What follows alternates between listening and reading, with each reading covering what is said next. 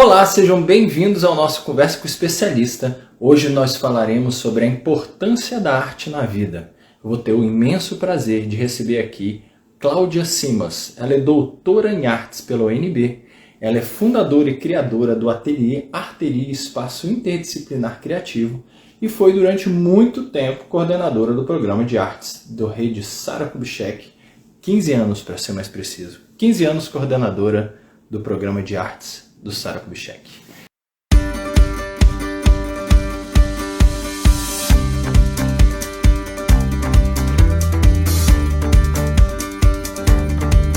Vamos esperar ela entrar. Hoje a gente vai falar sobre a importância da arte, como que a arte vai funcionar, como que a arte funciona a cada dia. Maravilha! Vamos deixar ela entrar e a gente já começa. Sejam todos muito bem-vindos. Olá, Cis, Michele, galerinha aí, Felipe, Tia Maria Vanderleis, sejam todos bem-vindos. Vamos deixar ela entrar. Hoje a conversa vai ser boa, boa demais.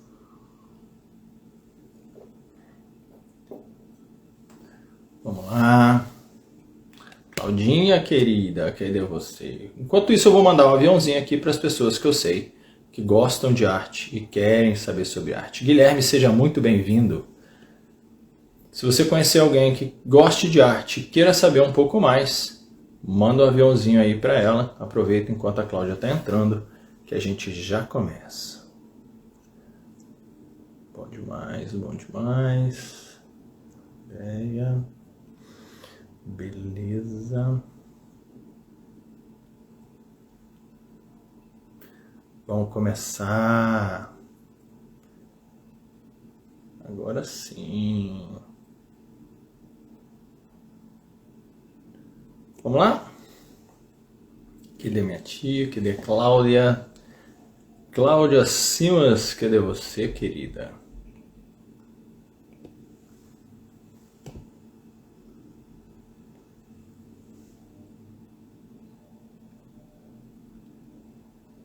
Será que eu vou alguma coisa? Vamos ver se ela entra. Uá.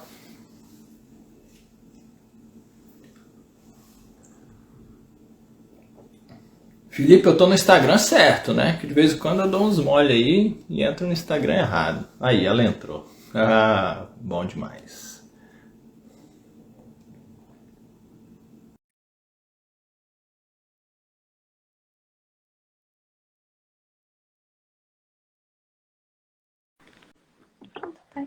Olá, Cláudia, seja muito bem-vinda ao Conversa com o Especialista. Grande prazer ter você aqui, grande prazer mesmo poder conversar sobre arte com você.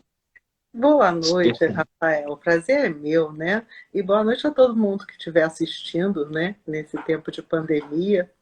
Falar sobre arte é sempre bom, né? Nossa, bom não, maravilhoso, na verdade, né?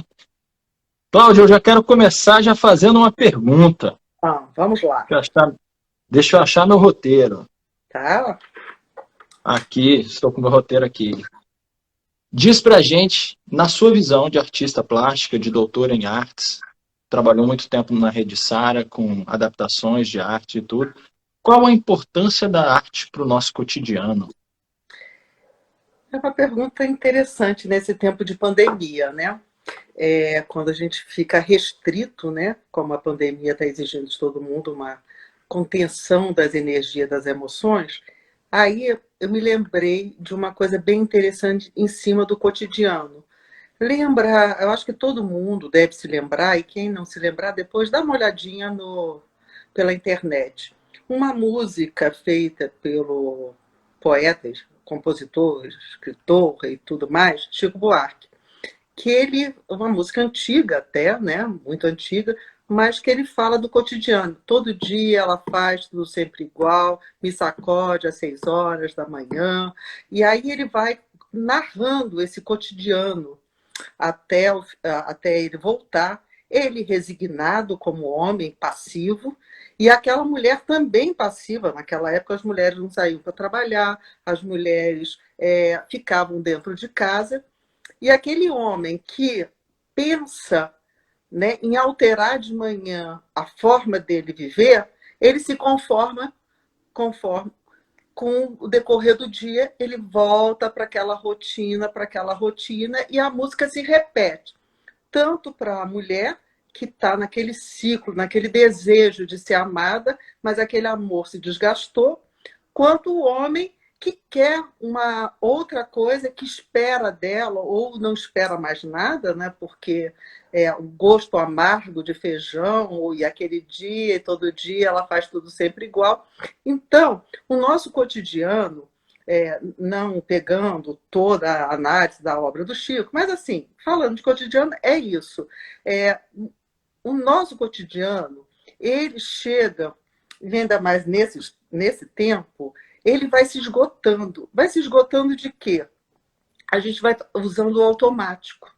O automático é esse: a gente acorda, almoça, toma café da manhã, ou chega de tarde, ou pula às vezes, porque o desânimo é tanto, e vai para o jantar, e aí vem outro dia, que vem outro dia.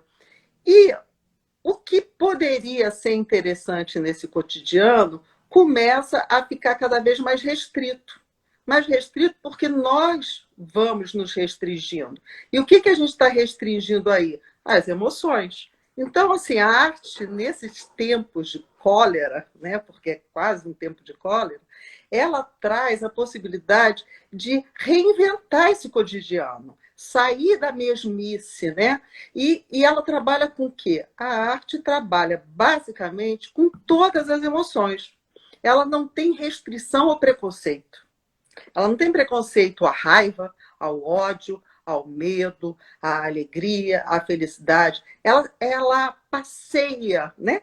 Ela brinca com todas essas sensações, que são sensações humanas, né? E que normalmente no cotidiano elas podem ser quase que oprimidas. Não, filho, não faça isso. Não, você está com raiva de quê?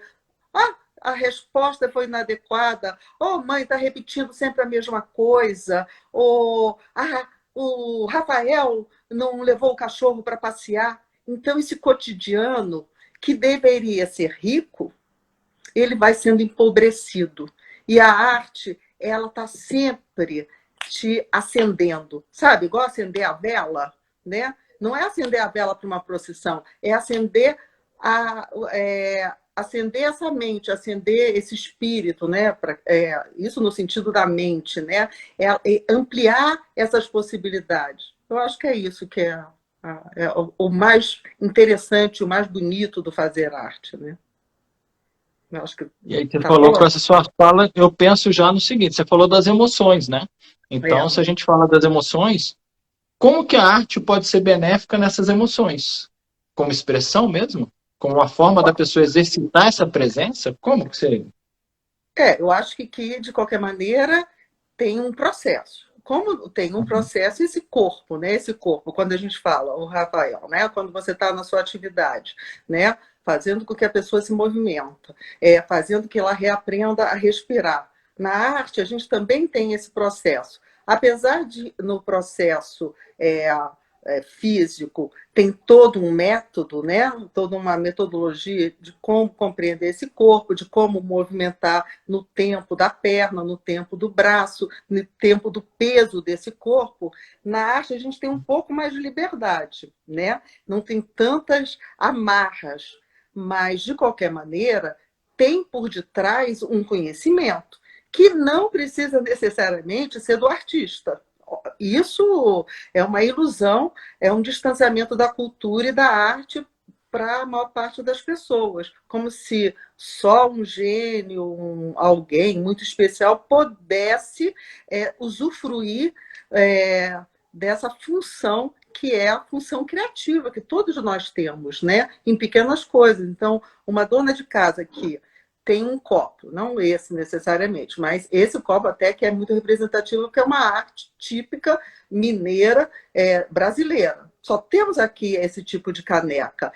Tem uma influência europeia? Sim, tem uma influência europeia. Mas como o Brasil resolveu essa simbologia, só nós temos essa caneca. Como eu reparei agora que você tem uma caneca do Atos Bucão. Brasília sabe muito bem quem é o Atos Bucão. E se não sabe porque ficou afastado, também procura na internet, porque também tem os meios de comunicação que facilitaram também, né? A pessoa comum, que às vezes não tem a menor informação. Atos Bucão, o que ela está falando? Não, Atos Bucão na caneca? Ah, não, mas quem foi no Sara sabe que aquelas paredes todas. Quem foi rezar na igrejinha sabe que lá fora aquelas azulejos são do Atos Vulcão.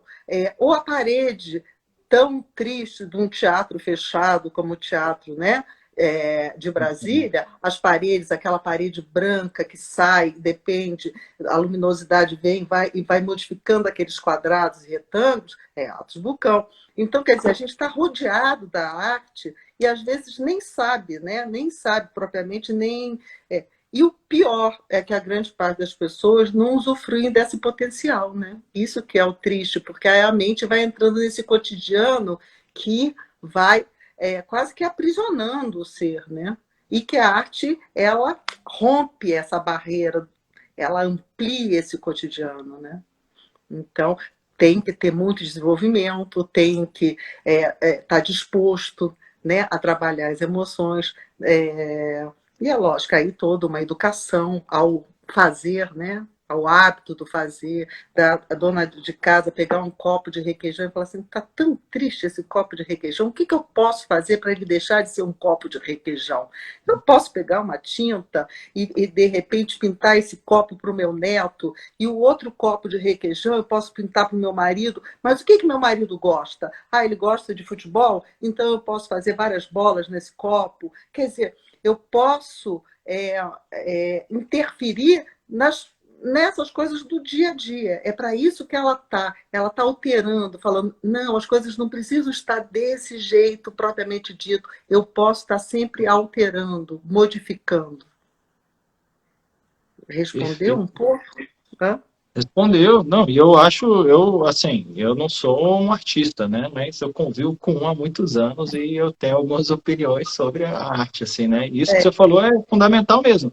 Uma das coisas, quando a gente estava montando a live, carinhosamente com o pessoal hoje, que você falou que me marcou, foi como as pessoas conseguem se expressar, né, que você tinha falado para mim na nossa, quando a gente estava elaborando, que uma das formas mais legais da arte é que por mais que eu queira pintar um jogo de futebol e você vai pintar um jogo de futebol, as perspectivas daquele mesmo jogo são diferentes. Porque de repente as coisas que eu olho são totalmente diferentes da sua. E nunca meu desenho vai ficar perto do seu. Se eu estiver falando besteira, você me corrige aí, mas eu entendi essa perspectiva, assim, de o meu desenho é muito diferente do seu, de qualquer jeito, assim, então cada um vai ter uma forma de expressar aquele jogo de futebol de uma... Porque é diferente de você participar de uma torcida de futebol, onde a camisa já está pronta e todos os torcedores, se comprar naquela mesma fábrica, vão usar a camisa, vai estar desenhada do mesmo jeito, né? Então você passa a ser uma torcida. No caso da arte, você pode até participar de uma torcida, mas a proposta vai ser um pouco diferente. Como você se vê como Flamengo? O que o Flamengo te traz de tanta pulsação? E aí eu posso dar uma camiseta branca, né? Uma camiseta qualquer velha que você tenha, falou assim, o que é esse futebol para você?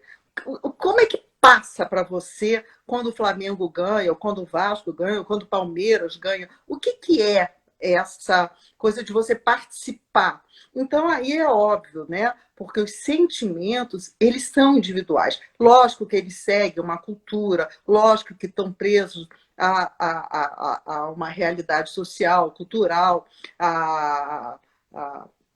né? A gente está inserido numa sociedade e a gente carrega isso enquanto história, né? Enquanto povo. Mas a individualidade é justamente essa riqueza do que o outro pode trazer de diferente, né? Então, cada camiseta, e aí a arte não aceita a cópia, né? A cópia pode ser feita em outras, né? Mas a cópia, no caso da arte, ela só se for para brincar sobre a própria cópia, só se for para fazer um humor em cima da cópia.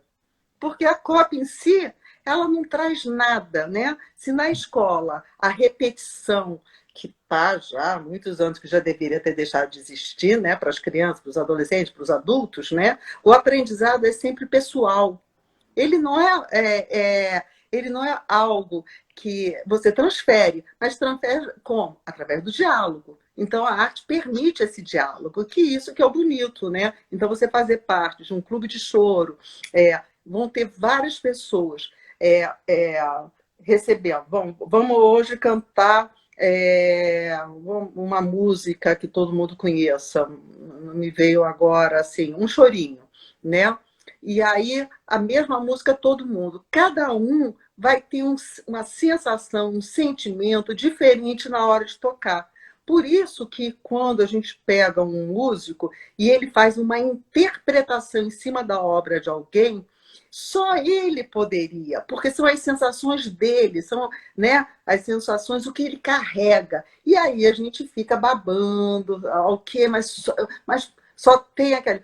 No jogador de futebol também é a mesma coisa, mas só ele que dá aquele pulo, ou que dá, né? Não sou muito boa em futebol, mas só ele que consegue daquela forma. Então, a pessoalidade é fundamental. Uma coisa muito, talvez, que o cotidiano acaba fazendo com que todos nós... a mulher que trabalha, chegou em casa, tarará, tarará, o homem que chegou cansado, o filho, tarará, tarará. Então, quando você trabalha com arte, você começa a saborear esse tempo de forma muito mais criativa, mas não é só criativa. O seu tempo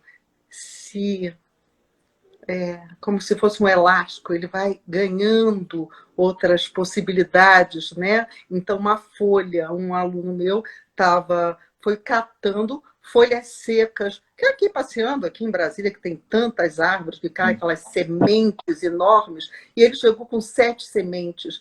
E aí eu falei, mas para que essas sementes? Eu tive uma ideia. Pô, todo mundo passa em Brasília, tem milhares de sementes, ninguém olha, mas não eram sementes, eram folhas secas, né? E aí ele com 7 ficou pensando, e ele fez um tucano.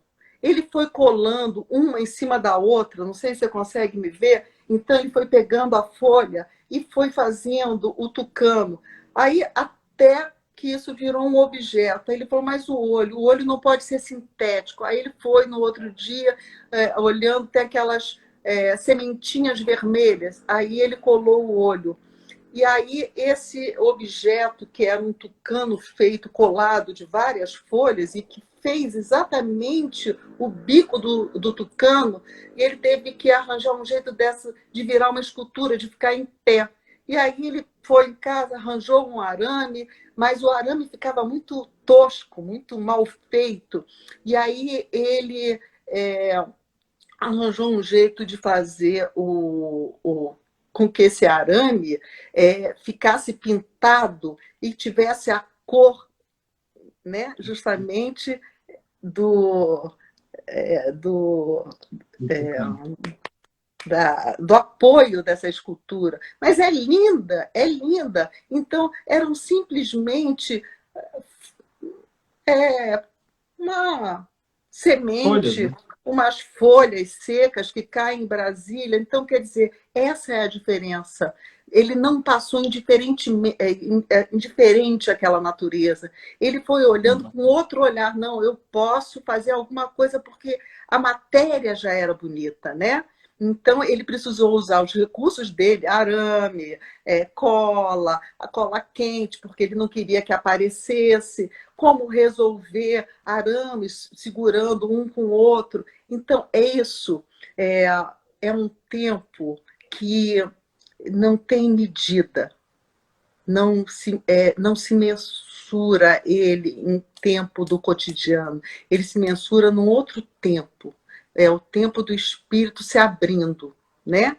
E é isso que é fantástico. Ariano Suassuna fala isso o tempo inteiro. Qual a diferença do artista para o cientista, né?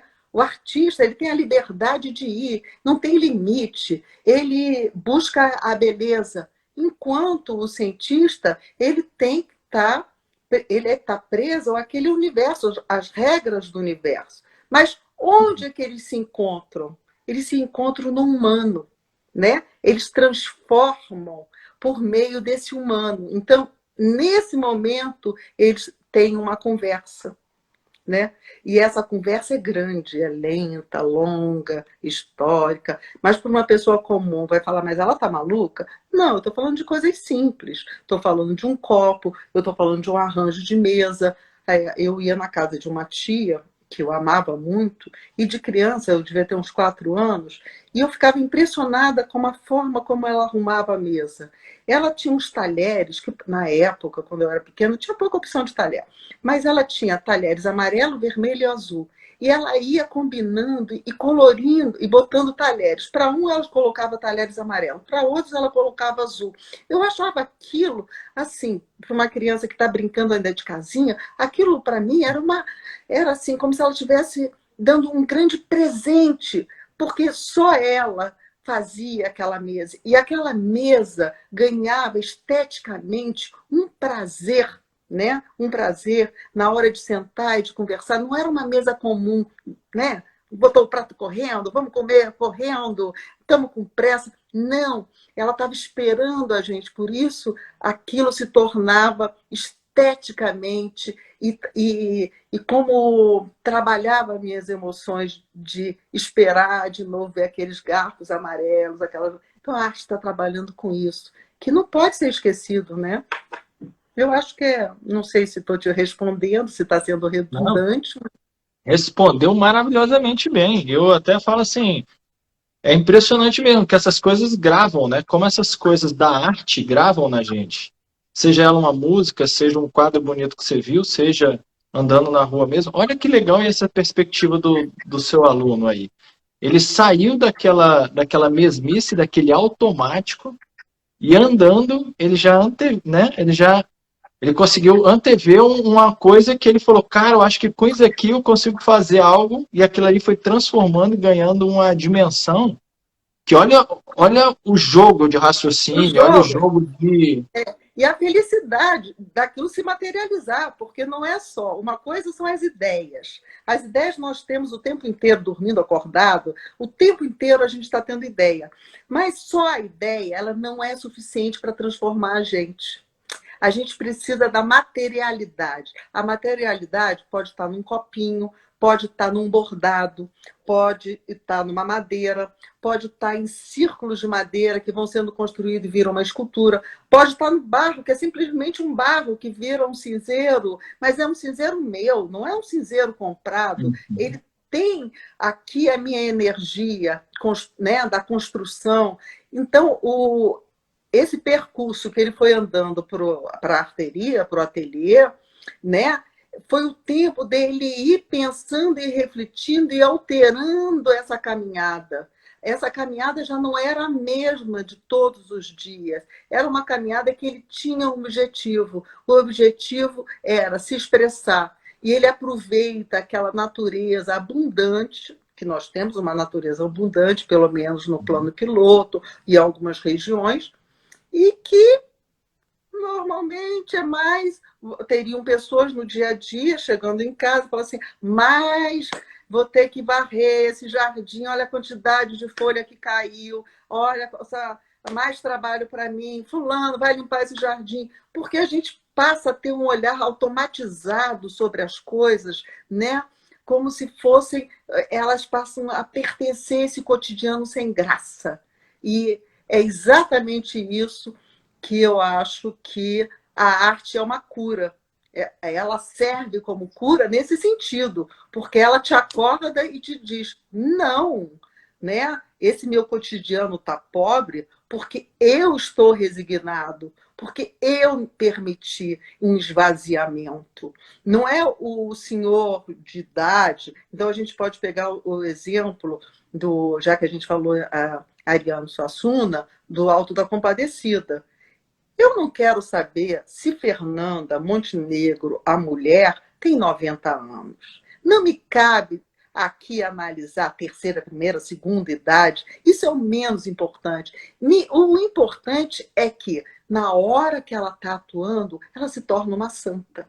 E essa santa, me lembra a santo dos altares, quando eu vou em Pirinópolis, na festa, ou quando eu vou numa igreja, está lá a santa. E a santa representa para cada um alguma coisa, né? Ou a santa lembra a mãe, ou a santa não lembra nada porque eu não sou dessa religião, ou a santa representa um objeto que eu tenho em casa, né? Ou que minha avó tinha. Então, quer dizer, mas ela está retratando uma parte dessa santa, porque também tem o diabo. O diabo representa outra coisa. Então, quer dizer, quem é Fernanda? Fernanda é uma atriz e que ela pulsa. Alguém quer saber se ela tem 90 anos? Não, porque o processo criativo dela fez dela milhares de Fernanda. Então, esse preconceito que o cotidiano carrega nas pessoas, taxando por idade, por etária, se rompe na arte. Você só vai ser classificado por idade se você não produzir. É justamente isso. Se você não fizer nada. Aí você fala assim, poxa, né? O que eu estou usando desse meu fazer cotidiano? Eu acho que é isso. Né? Eu achei muito legal. Tem uma das pessoas da live aqui, que tem na live, e eu fui dar aula para ela essa semana passada, na verdade, que hoje é quarta, é de semana passada, e ela veio toda feliz falando assim, Rafa, comprei um curso de desenho pela internet e eu vou te mostrar o meu primeiro urso panda. E eu achei um barato, porque ela viu o urso panda como ele estava sendo feito, e ela ficou totalmente feliz, porque ela nunca desenhou na vida dela, e ela veio me mostrar aquela produção do urso panda. Olha que barato. Ela pegou o tempo dela e veio me mostrar, olha só, eu me dediquei, olha o meu urso panda. Ela até brincou assim, diz que ele tá bonito. Eu falei, não, mas ele tá muito bonito. E ela teve, assim... Pode falar. Não, isso é interessante porque, né, quantos desejos, né, talvez de conhecer o urso panda, de conseguir representar esse urso panda, um urso panda tão distante da nossa realidade, mas ao mesmo tempo, quando a gente vê no celular, a gente vê o urso é muito interessante, né? Porque ele é meio brincalhão, pelo menos nos vídeos que postam do urso panda, né? Comendo ou com os cuidadores, né? Né? Quando aparecem os vídeos, ele é sempre um bicho, um bichinho fofo que lembra quando a gente é criança, quando a gente tem um brinquedo. Você repara, né? Na representação está sempre dizendo também algo do que a gente deseja. Né? Esse urso, né, que brinca com o adestrador e que não para e que quer atenção, né? Ele ao mesmo tempo, ele é um pouco a gente, né? Porque a gente também está o tempo inteiro precisando de atenção e às vezes não tem atenção nenhuma, né? Então, o tempo que ela se debruçou a conhecer a desenhar esse urso, a representação do que ela acha do que é o urso, porque o urso de verdade é aquele que está ou no jardim zoológico ou na mata. Aquilo é só uma representação. Aquela representação é só dela. Né? Como ela vê, mesmo que ela tenha copiado, né? Já é outra cópia, já não é mais a cópia da cópia, passa a ser dela, né? Então ela se apropria. Então isso é muito bonito, né? Porque e o tempo que ela ficou para conseguir representar esse tempo pessoal, esse tempo de você, ou quando você está tocando, ou quando você está desenhando, esse tempo só quem está no processo sabe quanto ele é rico e quanto esse tempo, né, 2 horas, 3 horas, quando eu estou tocando, e é uma nota que eu não consigo, e essa nota vai se esticando um tempo até, né, ela realmente passar a pertencer, né, à melodia, né? Então, assim, o tempo da arte é outro tempo. Não é o Chico Buarque brinca muito com esse tempo, que é o tempo desse cotidiano desperdiçado de coragem, mas eu acho que a arte traz essa coragem, né, a romper esses preceitos, esses códigos tão rígidos, né, que a gente tem que meio que aceitar nesse cotidiano, né, sem refletir. Então ela vai quebrando, né, vai estilhaçando, né? Eu acho que é esse o poder da arte, estilhaçar e refazer recriar, né, essa potência pessoal. Perfeito. E a arte também trabalha outras coisas, igual você falou aí, né? A arte, se a gente for pensar, igual você falou aí, o termo de emoção, na minha cabeça reflete isso, assim, as pessoas de vez em quando, elas começam até com aquele pré-julgamento, será que eu vou dar conta? Será que eu sou capaz? O que será que as outras pessoas, você vê, essa minha aluna mesmo, ela me mostrou feliz porque ela conseguiu produzir, mas ela falou que ela teve o receio de não conseguir produzir, de não fazer um desenho tão simples, e ela tem essa superação também, né? Você vai vencendo etapas e alguns medos, que a gente sabe que a pessoa, nossa, a pessoa não se permite errar. A pessoa não se permite criar se não for muito bom. Ela também trabalha essas valências, né? Se a gente for pensar, ela também trabalha essa quebra dessa dureza, dessa rigidez de, não, eu tenho que fazer e tem que ser perfeito. Ela vai meio que moldando a pessoa. É, porque normalmente as escolas que nós frequentamos e que ainda nossos filhos frequentam e vão frequentar, elas ainda estão muito longe de serem ideais. Lógico que elas são importantes, lógico que os professores estão tentando de tudo, não é a crítica ao professor, mas ao método, à forma, né? Porque hoje, ainda, quando a gente fala do Paulo Freire, que foi um grande educador, o que ele dizia? Ele dizia uma coisa muito simples. Vocês, como é que esse diálogo que eu estou tendo com você, eu conheço um pouco de você e você conhece um pouco de mim. Então a escola deveria ser assim: primeiro olhar para o João, para a Maria, para a Antônia e ir nesse diálogo despretensioso, começar a ver por onde que eu posso puxar. O que realmente motiva aquela criança, aquele adulto, né? Então foi o Urso Panda, né? Ótimo que tenha sido o Urso Panda. Vamos buscar mais informações sobre o Urso Panda, né? Como é que ele está hoje no mundo? Tem muitos ursos pandas, né? Quer dizer, em que região? Onde é que ele está? Ele precisa de quê? Então, quer dizer, eu vou buscando conhecimento, né? Conhecimento e vou me aprofundando sobre essa. E aí eu posso também me aprofundar com o urso panda, mas eu não tenho urso panda no Brasil. Ah, mas eu tenho o que passeando aqui em Brasília? O que está cheio no lago? O que entra nas casas das pessoas? Olha, tem pessoas que têm pânico. O que nós temos no Brasil para representar o urso panda? Qual seria o bicho que substituiria o urso panda? Eu posso pedir isso numa atividade. Qual seria o bicho aqui de Brasília que substituiria o urso panda para você, Rafael? Eu não Jogando a sei, bola. não. É. Urso panda? Porque o urso Para panda é muito substituir. fofo, né? Muito, Passarinho tem muito em Brasília, mas não um mas cachorro ele para é mim. cachorro, né? O que Então mais se você pareceria para mim, dentro desse contexto de aconchego, realmente engraçadinho, seria um cachorro. um cachorro, né? Então a gente buscaria qual o cachorro, né? Eu buscaria, mas por que, né, o cachorro? Então é o amigo, né? E passando do urso panda para o cachorro, qual seria o melhor amigo, né? Quem é o amigo que te representa, né? Qual é o amigo que você sente falta? Então eu vou ligando uma coisa a outra. A educação deveria ser assim, né? Primeiro eu saber o que motiva essa criança, o que motiva o adulto, e aí eu vou esticando, vou esticando. Então, de repente, começa do urso panda e eu falo assim, vamos fazer um álbum de coisas que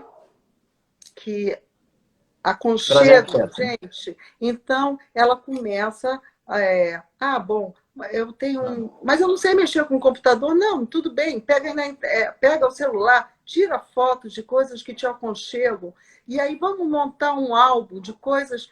Bom, mas eu não quero só um álbum simplesmente como um álbum de fotografia que eu tiro a foto e está lá. Não, eu quero um álbum que a gente só vai falar sobre o aconchego, né? Então, de repente, eu começo a esticar esse aconchego e pode ser o meu travesseiro, pode ser o meu cobertor, então eu vou fotografar o meu cobertor. No cobertor, quem vai estar dentro desse cobertor? Então eu posso esconder alguém dentro do cobertor? Meu neto? Não, não é meu neto. Meu neto vive me atrapalhando, não é ele que é meu aconchego. Meu aconchego é o meu gato. Então, eu vou montando um álbum, né, criativo, que ele, na verdade, não existe dentro da realidade da fotografia, mas ele existe do ponto de vista simbólico, e sou eu que vou construir. E aí, quando as pessoas chegarem, vai ter esse álbum, e eu vou chamar ele o álbum do aconchego. Você repara como é que eu já mudo o meu cotidiano, né? Com simples coisas. Então, é uma colagem, eu vou me servir de fotografias. Não, então vamos imprimir umas fotografias, vamos fazer uma colagem. É isso. É tão simples, mas, ao mesmo tempo, tem que ter alguém para dar um empurrão, como tem que ter o professor, né, numa academia, para empurrar e eu me movimentar. Porque, se deixar, a melhor coisa na vida é ficar sentado. Não é a melhor coisa na vida, que começa a doer meu bumbum, começa a doer minha coluna, eu começo a sentir todas as dores, e isso, a longo prazo, daqui a pouco eu não consigo nem ficar em pé. E na arte, essas sensações, que são as emoções tão pouco desenvolvidas na nossa sociedade, a gente desenvolve o quê? Quando está com raiva, quando chora, né? Aí chora, mas potencializar essas emoções, isso é arte. Porque a arte da dramaturgia, a arte, o tempo da música, né? De eu ficar lá e eu vou entrando no universo, né? Do tempo melódico, do tempo da palavra, ou quando estou vendo o Alto da Compadecida e estou morrendo de rir, pensando, mas, meu Deus, não é que tem uma mulher parecida aqui, que é minha vizinha, que é igualzinha a essa, que é tal de entrar homem e sair homem? Quer dizer, o Suassuna é muito legal como exemplo, porque na poética dele, Suassuna, né, ele trabalha com essa coisa engraçada, que é bem Brasil, né? E ele consegue pegar características que todos nós temos. Não pense que a mulher que está lá, que a gente está botando o dedo, não é um pouco nós também, não. Nós também estamos inclusos dentro daqueles personagens de Suassuna. Por isso que é tão engraçado, porque, como dizia o Freud, ele fala assim, o estranho é algo nem próximo de mim. O estranho não está longe de mim, o estranho está muito mais perto de mim do que eu imaginava. E é isso que o Suassuna trabalha, né? É o próximo, é a toalha de mesa, é o garfo, é como eu coloco, é como está tudo jogado. Então, quando você joga as coisas, até a forma de jogar as coisas tem uma coisa pessoal, né? Um desânimo, ou não ligo mais para essas coisas. Então, vamos reabilitar essas sensações. Nossa, para mim isso aqui é uma aula. Eu falo que eu aprendo muito mais do que o pessoal que assiste, porque eu tenho o prazer de conversar com vocês antes ainda. E, Cláudia, durante a nossa, também quando a gente estava elaborando a aula, você me explicou a arteria, né? Que o pessoal não conhece ainda, mas assim, a arteria possibilita muito isso, porque por esse pensamento que você tem, né, da arte é o desenho, é a folha, é a colagem, é o computador, é tudo. Então, lá é um espaço, um ateliê de arte, eu acho que é interdisciplinar, que você colocou, eu não lembro agora o título lá, interdisciplinar, que você tem várias formas de arte, né? Porque, assim, quando a gente fala em arte, a pessoa fala assim, não, mas eu faço aula de pintura. Não, mas eu faço música.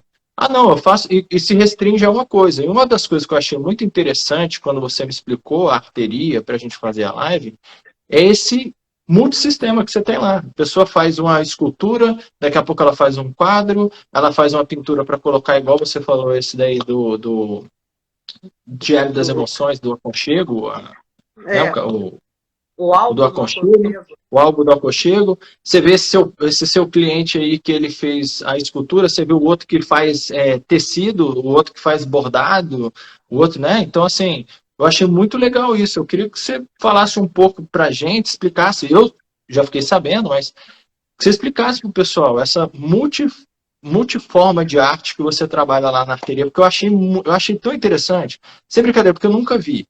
Eu não vi em outro lugar. Então, conversando com você, eu vejo de onde que vem aquilo ali tudo, porque sua cabeça funciona a mil, assim, você pensa numa coisa na outra, então, assim, essa Essa multi-arte, que eu vou colocar interdisciplinar. assim, que você fez lá, eu achei muito interessante. Eu queria que você falasse um pouco desse aspecto, né? A arteria, ela vem de uma história, de um passado na área da educação, na área como professora, né? Porque é muito interessante você ver nas escolas de arte, assim, aula de pintura a óleo, aula de aquarela, aula de desenho de observação. E,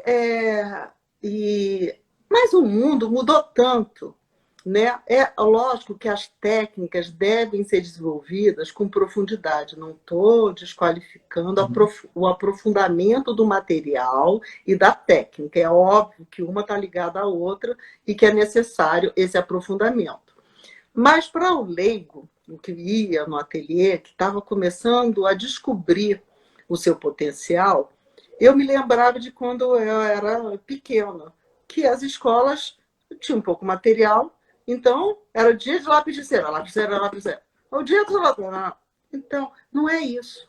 Não acredito nisso. Primeiro, tem o diálogo. A arteria, a gente tem o diálogo. Então, pessoal. É um diálogo sempre pessoal. A pessoa vai com um desejo. E esse desejo é respeitado. Então, primeiro eu tenho que pegar minha antena e me conectar, né, com o outro. O que ele deseja? Se ele chega para mim, eu quero aquarela, eu vou apresentar a aquarela e vou desenvolver a aquarela com ele, sem dúvida nenhuma. Mas eu não vou perder a chance de abrir esse universo. Então, eu vou descobrir que ele tem uma visão de aquarela, eu vou apresentar artistas, eu vou apresentar a aquarela, né, um material, vou mostrar que tem um outro material que se chama Ecoline, e que vou apresentar dos vulcão. Tem. Olha, uma coisa eu vejo em cima da outra. Você já botou a mão na gelatina? Toda criança botou a mão na gelatina. Você está vendo que a mão continua aparecendo e tem a transparência? A aquarela é transparente. Mas a transparência. Você sabia que hoje tem programa no computador que eu consigo também trabalhar com aquarela? Então vamos para o computador, você já viu? Olha, a paleta que tem no computador, e aí eu posso fazer uma impressão direta. E aí também tem uma impressão, posso fazer plotagem usando o material do computador que tem aquarela e que eu posso aprender a desenhar, porque as telas são touch hoje, né? Touch, você desenha diretamente no computador como se estivesse com papel. Então, eu vou atualizando também os desejos, porque às vezes os desejos são antigos, como o cotidiano. E aí, de repente, da aquarela, mas eu tinha um desejo enorme que eu nunca pensei em trabalhar com óleo. Vamos para o óleo. Mas também você sabia que no computador também tem óleo que eu posso misturar, né? E aí eu vou ampliando esse universo. E esse universo vai sendo esticado. E a pessoa vai descobrindo uma coisa enorme. Aí, de repente, ela fala assim, pô, o João está fazendo uma coisa que eu nunca pensei, eu posso fazer também? Então, o outro que está lá passa a compartilhar o seu conhecimento, porque é isso que é importante no ateliê.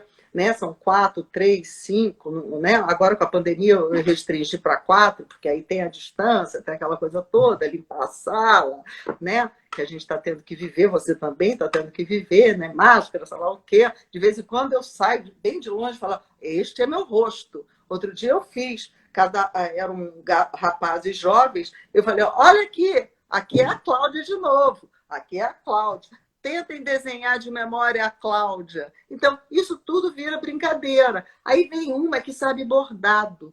Aí eu falo assim, olha, gente, a fulana sabe um bordado. Então, de repente, naquela tela, né, naquele papel que estava sendo feito uma aquarela, a gente faz um furinho e borda no papel. Mas eu falo, nunca pensei que eu podia bordar no papel. Não, você pode bordar num papel. Você vai inserindo, porque é isso a função do professor. Ele também vai abrindo essas janelas expressivas, elas têm que ter, você tem que ter essas possibilidades, ter essa abertura, e conforme a pessoa vai indo para o ateliê, ela vai se abrindo, ela mesma vai, não, a gente podia fazer isso, olha lá, olha, o Glover fez a escultura de tucano, por que eu nunca pensei em pegar aquela flor, aquela folha, e se a gente jogar na água, dar uma cor de aquarela, vamos misturar e ver se o pigmento vira uma aquarela, e assim vai.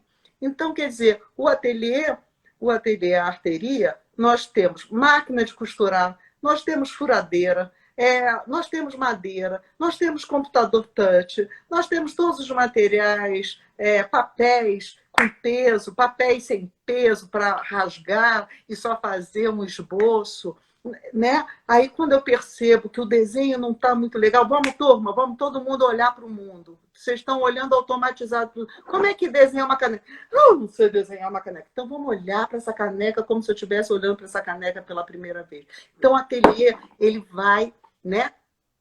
Igual um polvo, né? Ele vai esticando, esticando. E esse esticar nunca tem fim. Tem fim assim, é óbvio, né? Financeiro, sei lá o quê. Mas do ponto de vista mental, não. Por isso que eu pedi para você dividir, porque quando você me contou como que funcionava a arteria, como que era um esquema lá, eu achei assim tão fantástico, porque de repente, é igual você falou, a pessoa ela tem a impressão que ela quer uma tradição. Ela acha que está querendo o lápis que você falou, o aquarela. Aquarela. E na verdade ela sempre trabalhou muito bem com o computador e ela nunca imaginou que ela poderia fazer uma aquarela no computador. Então eu achei tão legal, porque você também pega os múltiplos conhecimentos que a pessoa já traz, se você for pensar. Porque... Sim, sem dúvida nenhuma. Tem acontecido muitas plotagens. Plotagem é igual a impressão, tá? Para quem é leigo, igualzinho a impressora, que pega documento, que você vai lá na Xerox e tira. A gente também trabalha com a impressora, e aí a gente manda para essas lojas que imprimem, né? Que tem em várias ruas em Brasília, em qualquer lugar tem, shopping tem, e a gente faz um desenho que poderia ser A4, tamanho ofício, e aí, de repente, esse desenho fica tão bonito, e eu falo assim, por que ele não tem 1 metro por 1 metro? Aí a pessoa leva um susto, mas como que a gente vai fazer? Não, a gente envia lá, e esse desenho vira uma tela gigantesca, em papel, ou em canvas, ou em lona, porque hoje em dia eu posso imprimir. Então, aquela aquarela que foi feita no computador, de repente vira uma tela gigantesca, mas ele não imaginava que esse desenho aquarela poderia virar uma grande tela que ia enfeitar a minha parede,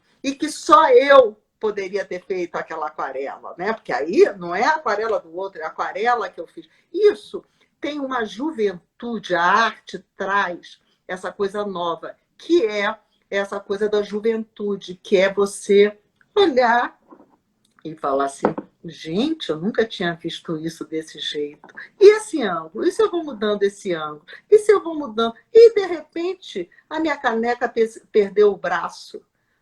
Mas se eu girar e se eu estiver olhando por outro ângulo, aparece. Que coisa engraçada. Qual o ângulo que eu vou mostrar? Esse? Eu não sei. Vou ficar pensando. Na hora que eu estiver firme, eu vou lá e risco. E esse risco sou eu. Né? Não, perfeito. Teve até aqui uma pessoa da live que falou, que proposta interessante desse ateliê, já quero conhecer. Neide, depois eu te passo o contato dela, vale a pena mesmo.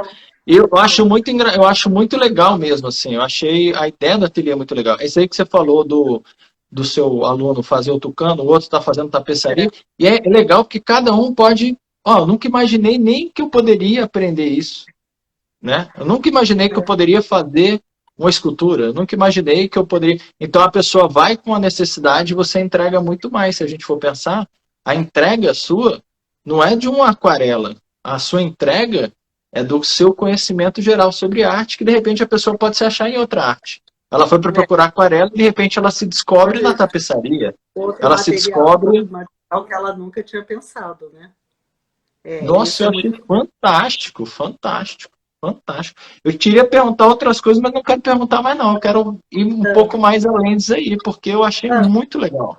Eu achei muito, muito bacana, assim. A, igual você falou dos sentimentos, né, Cláudia, que você colocou aí. As pessoas, elas vão expressar também o momento da vida delas, né? Porque ela pode olhar para uma, que nem você deu exemplo, e foi lá atrás, mas isso ficou guardado na minha cabeça. Debaixo do cobertor pode estar um neto, o neto amado. Mas o mesmo neto, ela pode falar, nossa, meu neto não. Pelo amor de Deus, dá trabalho demais. Então você consegue pegar a essência daquele momento e daquela emoção da pessoa. E de vez em quando a pessoa vai até se descobrir. Eu já estou indo além. Não estou falando que é o que você me falou, não. Mas de repente a pessoa vai até descobrir como que ela está a partir do momento que ela começar a desenhar. Ah, minha vida sim, está sem cor, minha vida está. Eu só vejo o lado ruim, onde o meu neto é um problema, e não o meu neto é um aconchego, é um afeto comigo aqui debaixo do cobertor para a gente ver um filme. Ela começa até a ver a perspectiva de vida, se ela está muito negativa, positiva. Eu não sou artista, tá? Mas eu acho que tem muito disso, não tem? A pessoa começa a se descobrir, opa, eu tô mais para esse foco aqui. Cara, como que a pessoa vê uma folha e vê uma arte, e eu vejo a folha como, caraca, essa árvore caiu folha de novo, vou ter que varrer essa porcaria, que nem você falou. Então, assim, são momentos diferentes para o para a mesma mesmo, coisa. para a mesma coisa, né? Essa ressignificação e essa sensação do novo, né? É um novo pessoal, porque as coisas já existem no mundo, né? E se a gente for pensar, mas está tudo já feito, é uma passividade, né? Mas o novo construído por mim é novo para mim. Sim, Mas não é. E é diferente, porque eu posso comprar. Eu posso comprar. A sociedade está aqui. Eu, às vezes, me caio também comprando coisas desnecessárias, né? Mas o comprar é uma compulsão.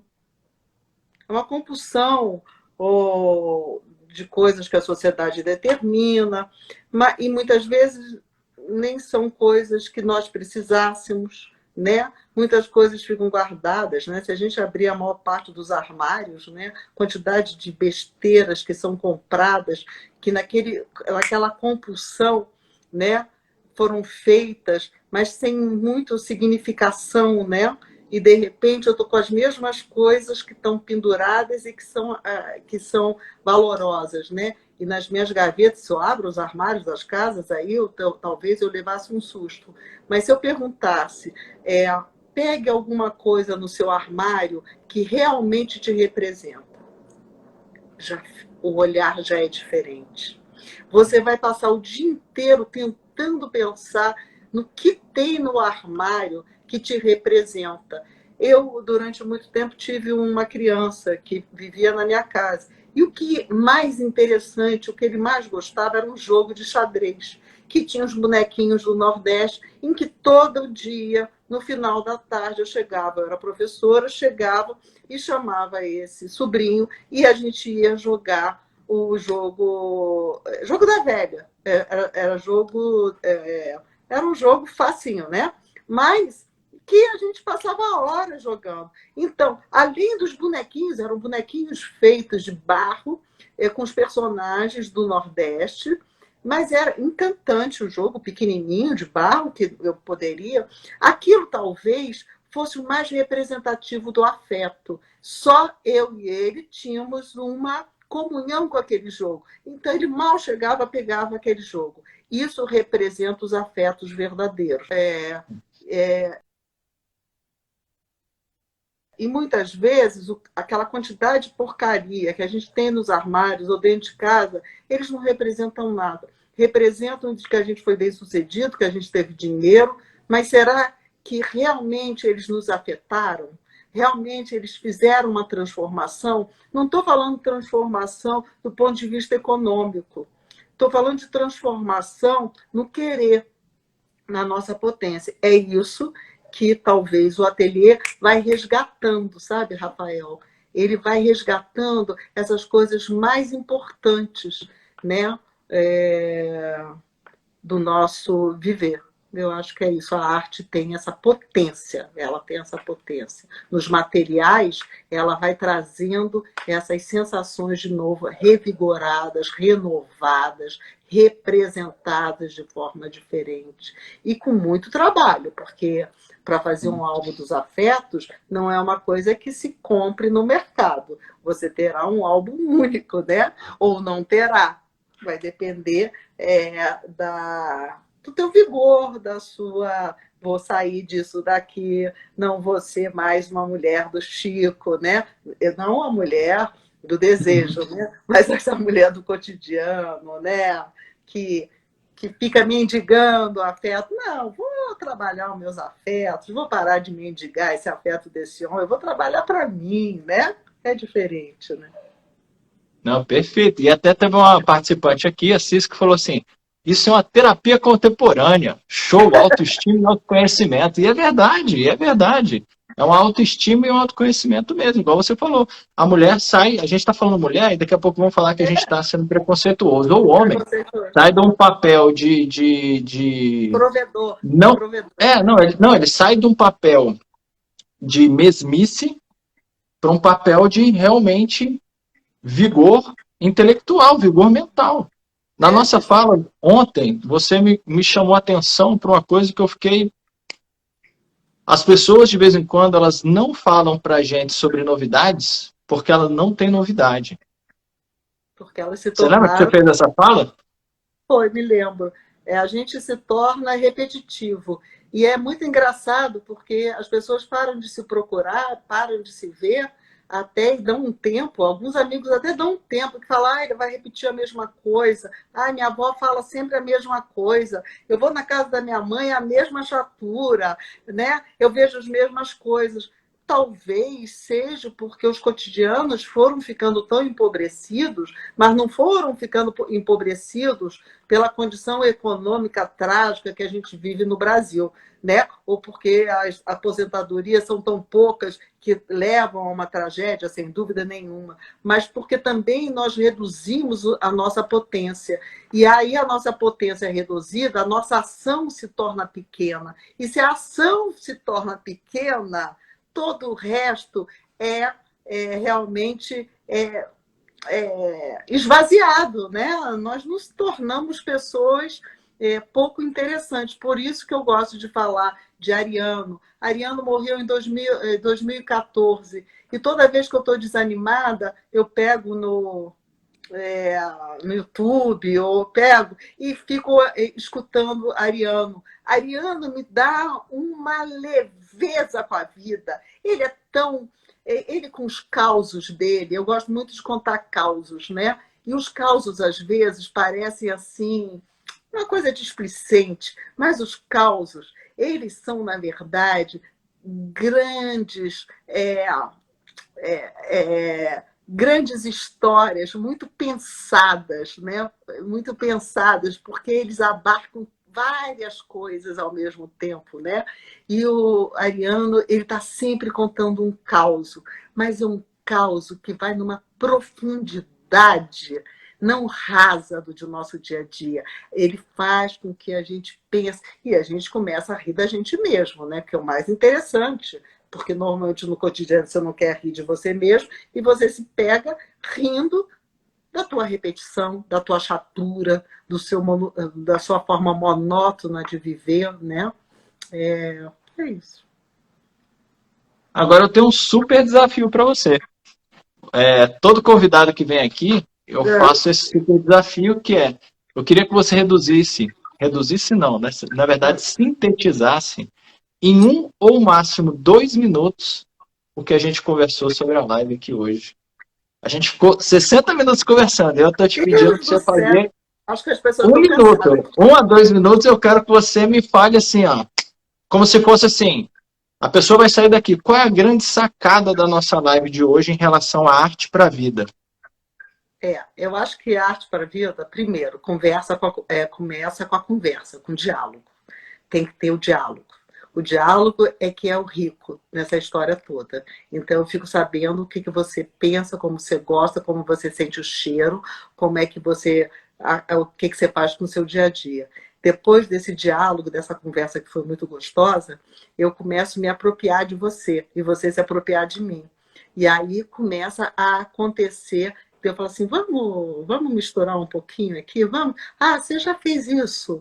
Aí você fala, não, vamos experimentar? Então você começa a experimentar. E eu e você estamos experimentando aqui uma coisa. No meu caso, com a arte, eu vou experimentar com materiais visíveis e invisíveis, como o do computador. E depois? E depois, é o depois, né? O depois vai trazer a surpresa, né? A construção. E nessa construção, que vai me surpreendendo também, porque a matéria vai... Eu vou conversando com a matéria, você conversa com a matéria, eu converso com ela, vejo dificuldade, vejo que coisa interessante, o vizinho do lado está fazendo uma coisa que eu posso me apropriar. Então, aí eu começo a trabalhar com o coletivo. Aí o coletivo começa a me influenciar também. Aí, de repente, nasce. Nasce o quê? Uma coisa que só eu poderia fazer e que o outro não. E aí é a surpresa. Eu acho que é isso que a arte faz. Né? Perfeito. Espero que vocês tenham entendido um pouquinho. É um pouco complexo às vezes, mas também é muito divertido. Não, eu achei perfeito.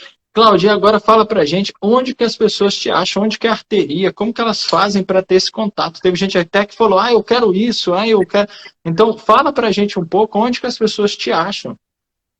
Bom, a arteria, ela funciona ali na L2 Sul, na 616 Sul, bem na L2, no finalzinho da L2, tem um centro clínico, né? Eu até, quando eu fui procurar, falei assim, mas não quero um centro clínico aqui, pode ser de saúde, mas não é bem uma saúde, eu quero um lugar que bata sol. E aí, um amigo muito querido descobriu, tem um lugar muito especial. Tem uma praça, a gente vê o tempo passando, a gente pode sair. Então, a arteria fica no Linea Vita, no térreo, então a gente tem luz, tem uma praça, e no bloco C, fica aberto, agora tem que usar meu telefone, né, porque a gente está fechando mais do que precisava, né, mas com a pandemia a gente agora está seguindo um horário, né, para...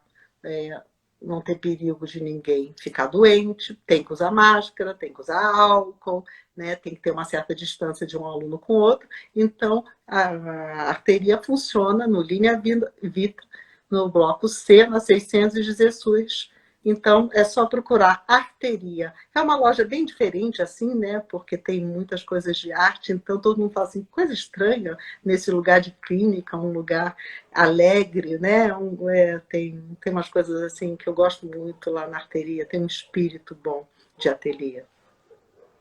E só mais uma pergunta. Aqui pelo Instagram, você está onde? Porque as pessoas conseguem te mandar um direct também. Você lembra do seu endereço, o seu nome do Instagram? Instagram? Será que tem lá? Eu também não lembro. Não tá arteria não, porque eu sou meio preguiçosa. Mas no Facebook...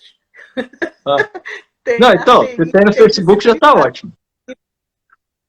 Já tem. Era para ter montado nessa fase de pandemia o Instagram e eu acabei ficando meio no cotidiano preguiçosa. Mas no Facebook vocês vão encontrar arteria, né, interdisciplinar, vocês vão encontrar com Cláudia G. Simas. Vocês vão até ver publicações, desenhos, alunos trabalhando, alguns montando coisas, tem alguns pequenos vídeos. É bem interessante, bem diminuto, pequeno, mas muito bonito. Não, e essencial para as pessoas. Eu não vou arriscar falar o Instagram dela aqui não, porque o nome dela é bem complicado. Esse G Simas aí, esse G é Gussburger. Mas eu acho que encontra Cláudia G. Simas, encontra com facilidade. E é só se lembrar de cheeseburger, hambúrguer, aí vai se lembrar do Gussburger. Virou uma mas eu vou falar aqui rapidinho para quem está na live, Gunzburger Simas. Se eu letrei direito, né? Simas, S-I-M-A-S. Não, o Simas aí todo mundo sabe tudo. Gente, obrigado por vocês, Cláudia, muito, muito obrigado. Muito obrigado mesmo por você ter compartilhado seu tempo com a gente, ter ensinado para a gente tanto sobre arte, assim, arte para a vida aqui. Agradeço muito, Rafael. Agradeço quem aguentou esse tempo todo, tanta coisa que foi, né, dita e não dita. Né? Agradeço muito. Boa noite, beijo, se cuidem, usem máscara, né? Esperem a vacinação, né? E tomem vacina, pelo amor de Deus. Tomem bastante, né? 2, 3, 4 de qualquer país, né? E principalmente cuidem. Tá, um beijo, gente, Rafael, foi um prazer. Obrigado obrigado demais. Gente, obrigado mais uma vez. Semana que vem tem mais. A gente vai estar com o professor Frederico, na quarta-feira da semana que vem. Ele é um doutor também pela UNB. E a gente vai falar sobre alguns testes legais para você ver com seus idosos em casa, ou para você fazer se você é idoso, para você ver se você está bem ou não de saúde. Tá bom, gente? Um grande abraço, fiquem com Deus, a gente se encontra aí na próxima quarta. Obrigado, Cláudio, mais uma vez. Boa noite, gente.